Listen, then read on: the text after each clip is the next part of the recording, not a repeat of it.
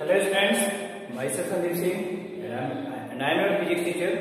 Today we will study about simple pendulum. In last class we have also studied about simple pendulum, but our next topic is time period. It falls in the simple pendulum itself. Simple pendulum.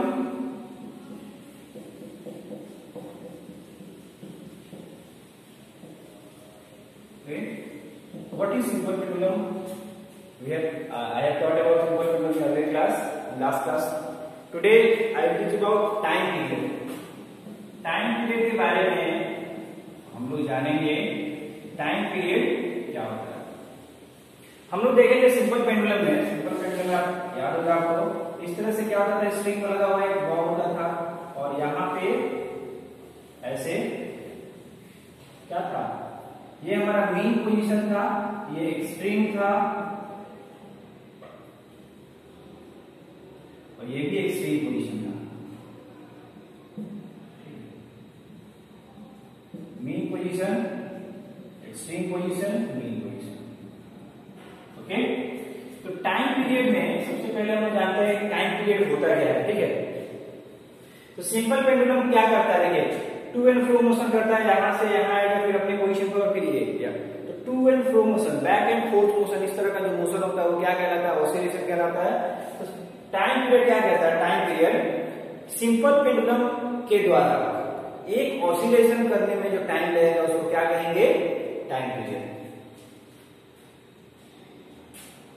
The time taken by simple pendulum, the time taken by simple pendulum to complete one oscillation is called time period। ठीक है, यानी एक oscillation करने में जो time लगेगा उसको क्या कहेंगे हम लोग, टाइम पीरियड कहेंगे। देखिए यहां से स्टार्ट हुआ और गया, फिर यहाँ गया, फिर यहाँ से वापस यहाँ आ गया, यानी एक बार यहाँ से जाने में और वापस फिर यहाँ पहुंच जाने में, आने में, जाना और कंप्लीट वन आ जाना क्या कहलाता है, वन ऑसिलेशन कहलाता है। सो लोग अब ये कितना देर में होगा, हो सकता है कि ये 1 सेकेंड में हो जाए, 2 सेकेंड में हो जाए, मतलब कंप्लीट एक बार जाएगा यहाँ और वहां से फिर वापस अपनी जगह पे चला जाएगा, तो इसको हम वन ऑसिलेशन कहते हैं। और इसी को क्या कहते हैं, टाइम पीरियड, यानी एक ऑसिलेशन होने में जो समय लगेगा उसको क्या कहेंगे हम लोग, टाइम पीरियड कहेंगे। ठीक है,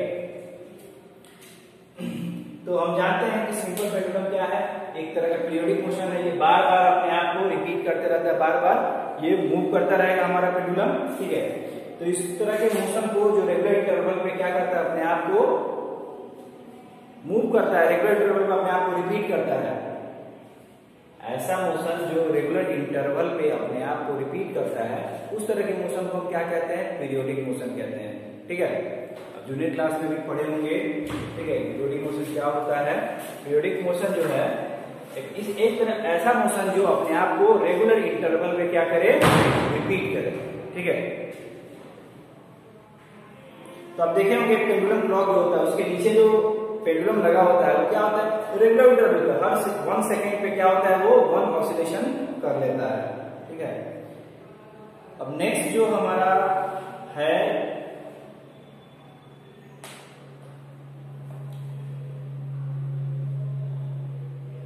सबसे पहले पेंडुलम क्लॉक का जो आविष्कार किए थे, जो बनाए थे, उनका नाम है क्रिस्टियन हाइगेंस। ये डच साइंटिस्ट थे। कब बनाए थे इन्होंने, 1656 में। देखिए दिया हुआ बुक में 1656 में एक डच साइंटिस्ट है क्रिस्टियन हाइगेंस, जो सबसे पहले सिंपल पेंडुलम को बनाए थे। ठीक है, अब हम लोग देखते हैं नेक्स्ट क्लॉक हमारा क्वार्ट्ज क्लॉक। अभी तक हम लोग देख रहे थे सिंपल पेंडुलम वाले पेंडुलम क्लॉक, उसके बाद अब क्या है हमारा क्वार्ट्ज क्लॉक।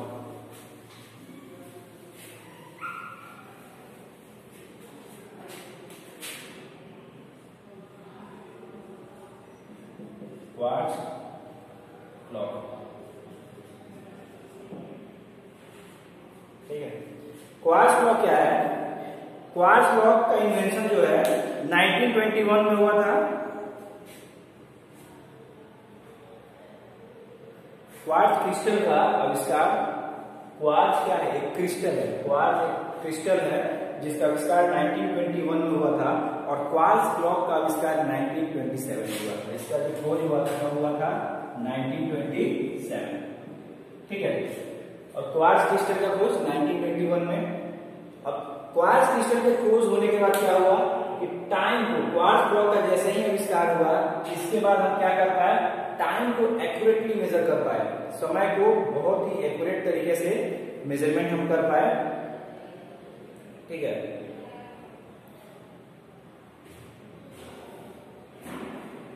देखिए कैसे काम करता है हमारा क्वार्ट्ज क्लॉक जो होता है, वो कैसे काम करता है। जो आपको घड़ी दिखता होगा, अभी भी जो घड़ी वो बना हुआ है, क्वार्ट्ज लिखा रहता है नीचे, क्वार्ट्ज क्लॉक, वो क्या है, सुई वाला जितना भी घड़ी लगभग दिखता है वो सब क्वार्ट्ज क्लॉक ही है, बहुत सारा।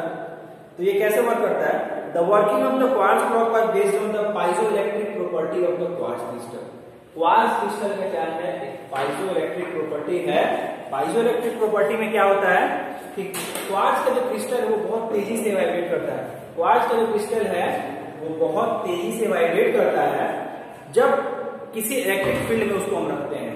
जैसे मान लीजिए कहीं पे इलेक्ट्रिक फील्ड क्या होता है कि जब किसी वायर से करंट जाता है तो क्या होता है, करंट जाता है तो उसके अराउंड मैग्नेटिक फील्ड डेवलप करता है, मैग्नेट, ठीक है, और उसके चारों तरफ एक इलेक्ट्रिक फील्ड जनरेट होता है, और उस इलेक्ट्रिक फील्ड में अगर हम क्वार्ट्ज क्रिस्टल को रख दें तो क्या होगा, क्वार्ट्ज तेजी से वाइब्रेट करने लगेगा। उसी वाइब्रेशन पे क्या किया गया है, इस क्वार्ट्ज क्लॉक का आविष्कार किया गया है, बनाया गया है, ठीक है। Vibration of the quartz clock is used to convert measure the time, ठीक है। Quartz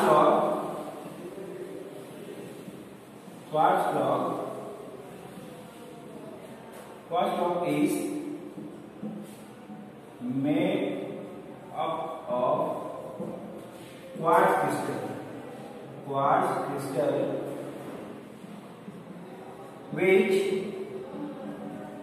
which vibrates.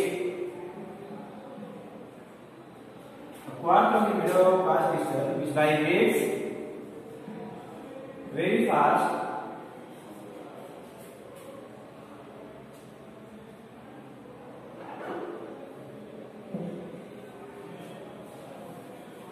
quartz clock is made up of quartz crystal vibrates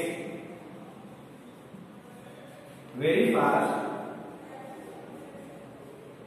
when placed in electric field.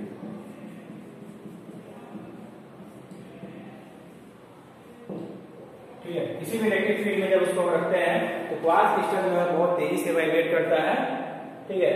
और क्वार्ट्ज क्लॉक जो है कह सकते हैं कि बहुत ज्यादा एक्यूरेट होता है।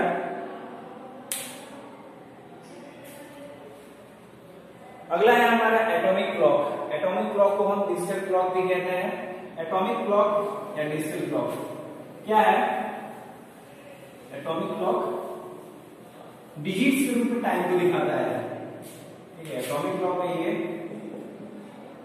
एटॉमिक क्लॉक या डिजिटल वॉच है इसको,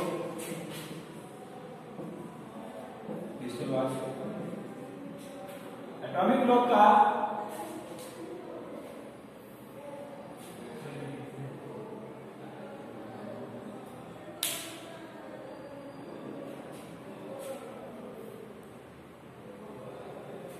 क्या लिखेंगे इसको, and atomic clock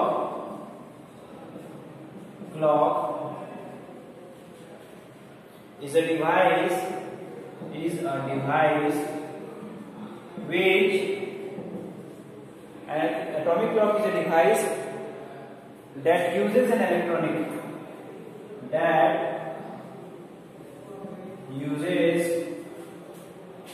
and electronic transition frequency and electronic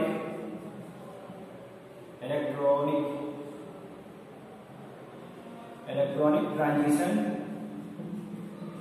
frequency. An atomic clock is a device that uses an electronic transition frequency in the ultraviolet region. In the ultraviolet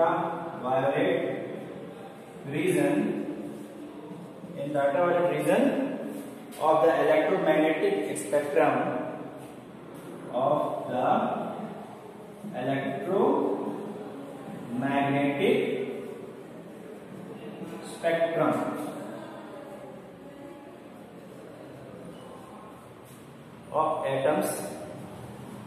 atoms as standard.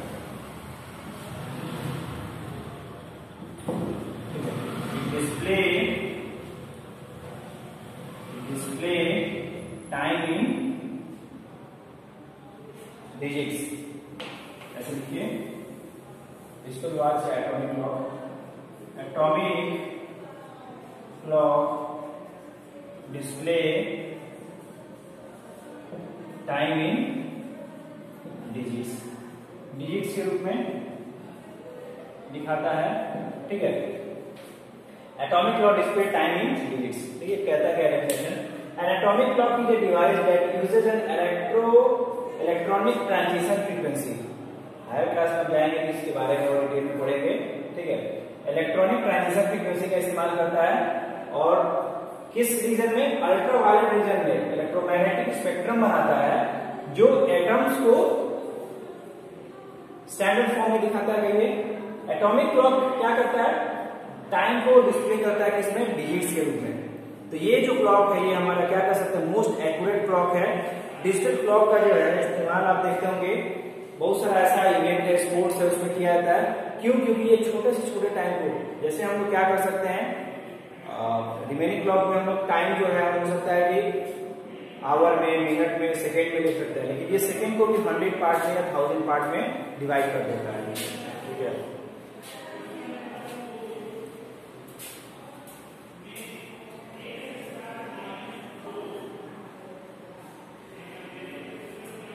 Atomic clock को हम लोग caesium clock भी कहते हैं। ठीक है, quartz clock और atomic clock दोनों को हम लोग एक्यूरेट कहते हैं टाइम मेजरमेंट के लिए। टाइम को अगर मेजर करना है तो हम लोग को सबसे सही जो घड़ी होगा, सबसे इंपॉर्टेंट, जो सबसे अच्छा टाइम मेजरमेंट के लिए होगा वो या तो क्वार्ट्ज क्लॉक होगा, नहीं तो डिजिटल एटॉमिक क्लॉक या डिजिटल वॉच कह सकते हैं इसको हम लोग। ठीक है, चलिए यूनिट्स ऑफ टाइम हम जानते हैं। ये हमारा इस चैप्टर में हम देखते हैं, यहाँ पे टाइम से रिलेटेड हमारा क्या है कि यूनिट्स ऑफ टाइम। टाइम को किस किस यूनिट में हम लिख सकते हैं? ठीक है,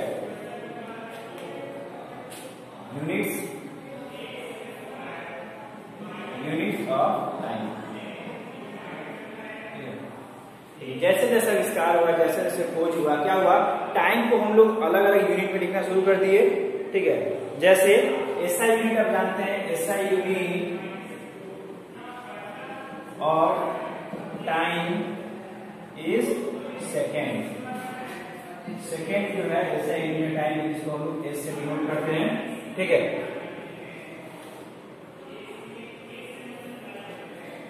एक दिन में कितना घंटा होता है आप जानते हैं? 24 आवर्स होते हैं। 1 आवर में कितना मिनट? 60 मिनट होता है। ठीक है, 1 मिनट में 60 सेकेंड्स होता है। ठीक है, अब अलग अलग यूनिट का इस्तेमाल अलग अलग जरूरत के हिसाब से, अगर हमको सेकेंड में टाइम चाहिए तो सेकेंड में देख लेते हैं, मिनट में चाहिए तो मिनट में, आवर में चाहिए तो आवर में। ठीक है, तो अलग अलग जरूरत के हिसाब से हम टाइम को मेजर करते हैं। ठीक है, ये तो छोटा है, छोटा यूनिट है। अगर हमको और लंबे समय को बताना हो, जैसे 7 डेज को हम लोग क्या कहते हैं? 1 वीक कहते हैं। 7 डेज को हम क्या कहेंगे? 1 वीक। चलिए 7 डेज को 1 वीक, और 4 वीक का 1 मंथ होता है। 4 सप्ताह का 1 मंथ होता है। 4 वीक का 1 मंथ, 12 मंथ का 1 ईयर, 12 मंथ का 1 ईयर, ठीक है। और 10 ईयर, 12 मंथ का 1 ईयर, और 10 ईयर का 1 डिकेड, एक दशक हो जाता है, ठीक है। और 10 डिकेड का हो जाता है आपका 1 मिलेनियम। 1 मिलेनियम,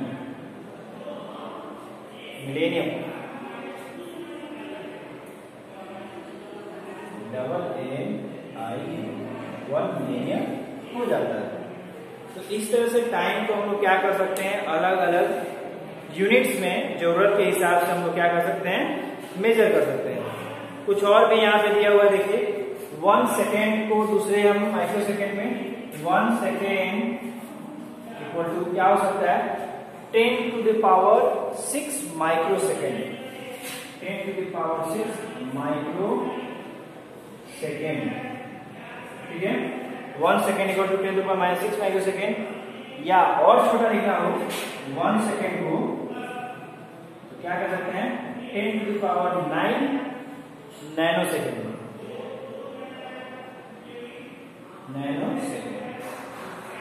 ठीक है। तो इस तरह से अलग अलग हम यूनिट में हम चाहें तो क्या कर सकते हैं, टाइम को मेजर कर सकते हैं। समय को क्या हुआ बताया हम लोग, SI यूनिट ऑफ टाइम क्या हो गया, सेकेंड हो गया। 1 डे में 24 आवर्स, 1 आवर में 60 मिनट्स, 1 मिनट में 60 सेकेंड। अब जानते हैं ये चीज। 7 डेज का 1 वीक होता है, 4 वीक का 1 मंथ होता है, 12 मंथ का 1 ईयर होता है, और 10 इयर्स का 1 डिकेड होता है। 10 इयर्स का 1 डिकेड होता है। 10 डिकेड्स का 1 मिलेनियम होता है। और 1 सेकेंड को और छोटा में लिखा है 10 to the power 6 micro second होता है। और 1 सेकेंड को हम लोग 10 to the power 9 nano second भी लिख सकते हैं। इस तरह से आज हम लोग एक टॉपिक कंप्लीट किए टाइम के बारे में। टाइम को हम लोग कैसे मेजर करेंगे, अलग अलग ब्लॉक के बारे में हम लोग जाने। यूनिट्स ऑफ टाइम भी हम लोग जान लिए हैं। अब इससे रिलेटेड कुछ क्वेश्चन है पेज नंबर 166 पे, आप उसको पढ़िएगा, उसको बनाइएगा खुद से। नेक्स्ट क्लास में हम लोग पढ़ेंगे मोशन के बारे में, मोशन को डिटेल में जानेंगे, मोशन किस तरह का होता है, ठीक है। कौन कौन मोशन है, मोशन को कैसे हम मेजर करते हैं, कौन सा डिवाइस का इस्तेमाल करते हैं, ठीक है, डिफरेंट टाइप्स ऑफ मोशन को मेजर करने के लिए। Till then students, goodbye, have a nice day, thank you।